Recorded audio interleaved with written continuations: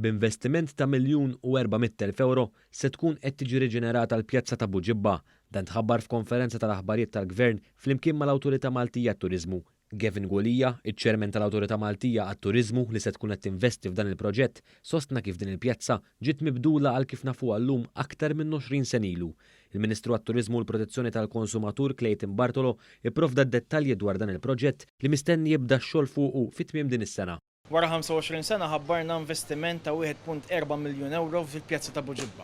Fejn nkun qed naraw li jinbidel il-pavimentar, jiżdiedu b'mod drastiku s-siġar f'din iż-żona u anke jkollna shaded areas għal familji u għat-turisti sabiex igawdu dan il-post. Dan l-investimenti forma part integrali minn riġenerazzjoni massiċċa tan-naħa ta' fuq ta' Malta. Investimenti li ser ikun qed jifforma il-bażi tar-riġenerazzjoni għal kumplament ta' San Pawl il-Baħar, Buġibba, l-Qawra u x-Xemxija fejn bħalissa ninsabu għaddejjin b'numru ta' proġetti sabiex bekk naraw li din iż-żona tkun waħda li tilqa' kemm lill-familji Maltin u Għawċin u anke lit-turisti li jiġu jżuru din l-akwata. Ix-xogħol fil-pjazza ta' Buġibba mistenni jieħu madwar 6 xhur.